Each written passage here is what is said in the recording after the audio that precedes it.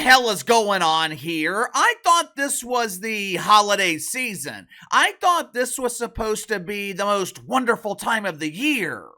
I thought everyone was supposed to be happy. I thought everyone was supposed to be full of joy or even fake joy. This is the time of year when fake joy replaces fake outrage. But instead, bitterness seems to be everywhere. Misery is everywhere. Over the past week, we have talked a lot about the matriarch of misery, Taylor Lorenz. Today on the main channel, we'll be talking about the return of America's favorite boy band, BLM. And yesterday, we experienced the rage, the bitterness of Mark Gastineau.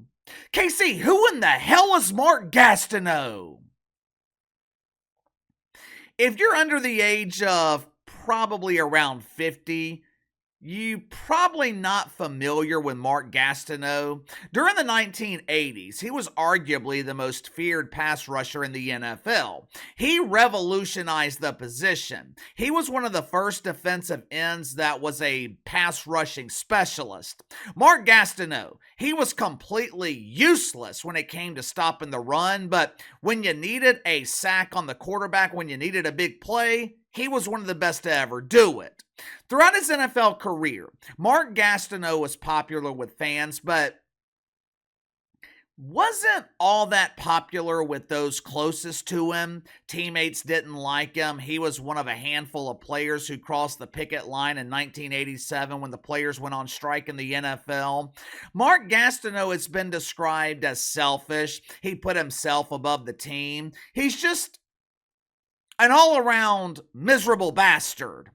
A lot of times as men age, we tend to get a bit softer. We tend to be more understanding, more patient. Things that pissed us off or made us miserable in the past, they no longer matter as we get older. You know, things like being the all-time single-season sack leader in the NFL. Quick, who holds that distinction right now?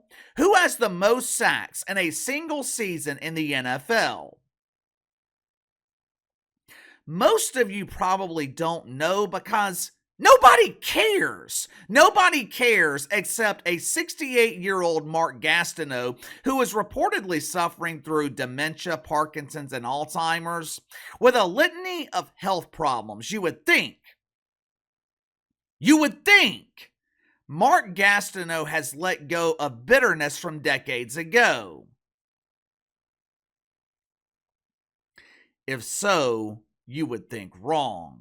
Make sure to like and subscribe. You can follow me on Twitter at KC_BTL84. Happen to stumble upon this video, be sure to check out my main channel, Behind the Line. Link to the main channel in the description below. Week 17, 2001 season, Packers-Giants. They are playing the late afternoon window on Fox. If I remember correctly, I want to say John Madden and Pat Summerall were calling this game. The game was meaningless. It was the final week of the season. The Giants were already eliminated from the playoffs. Packers were, I think, 12-4 that year. They had already clinched the wild card round, I believe. The only thing anyone remembers about that game was Michael Strahan sacking Brett Favre late in the game to break Mark Gastineau's single-season sack record. I remember watching the game live at my friend Cameron's house. We used to go over there every Sunday during NFL season and watch the NFL with his grandpa, who was a huge fan of the Cincinnati Bengals. The play was controversial at the time, still kind of is to this day, because a lot of people felt like Brett Favre gave Michael Strahan the sack. Game was already decided. The Packers were leading by 2 possessions late in the game. A lot of people felt like Brett Favre did his buddy a favor and gave him a free sack. To be honest with you, he probably did. But who cares? Who cared then, and why would anyone care now? It's been 23 years. Everyone's had 23 years to move past this, 23 years to get over it. And everyone has moved past it except Mark Gastineau. Recently, He met Brett Favre at what appeared to be a convention of some sorts that looks like it was being held in a barn. Brett Favre approaches Mark Gastineau with his hand out, looking to shake hands with a former player and a former legend. I'm sure Brett Favre thought it would be a cordial conversation, maybe some light joking, and everyone would move on. Mark Gastineau had other plans. He confronts Brett Favre over something that happened decades ago. He's angry, he's pissed off, he's overly emotional. Watch it for yourself. Well, we met a long time ago. At least I saw you. Right. How you doing? When you fell down for him. I'm going to get my sack back. I'm going to get my sack back, dude. You probably would hurt me. Well, I don't care. You hurt me. You hurt me. You hear me? Yeah, I hear you. You really hurt me.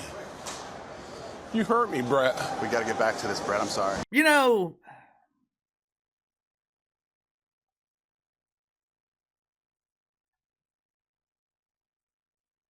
I hope I'm never like that. I don't ever want to be the guy in his 60s stuck living in the past. Hell, I don't want to be the guy in his 40s living in the past. I know a lot of people are criticizing Mark Gastineau right now, and rightfully so. I get it. He has treated a lot of people poorly. I'm sure he hasn't made many friends throughout his career, but I feel bad for him. I don't usually feel bad for people, especially dudes, but I feel bad for Mark Gastineau. You could hear it in his voice. This is something that has been eating him alive for decades. How miserable, how empty do you have to be inside to be pissed off about something that happened 23 years ago, something that most people don't remember? You have had 23 years to get over it. 23 years to let it go. I don't know much about Mark Gastineau. He was in his prime well before my time. I was born during the middle of his prime years in the NFL, but I would be willing to bet he has been walking around with the same victim mentality his entire life. I would be willing to bet he blames everyone else for his problems, which is why he is 68 years old, living in misery. I feel bad for him. I feel bad for him. What about you? Do you feel bad for Mark Gastineau? I'm sure some of you guys were alive during his prime years in the NFL. Am I right or am I wrong about him? I can only base my opinion on reports and what I have learned about Mark Gastineau in the last 24 hours or so. You educate me about Mark Gastineau. Documentary. It premieres on ESPN Friday night. I will definitely be watching. But in the meantime, sound off in the comments below. I'll see you on the main channel.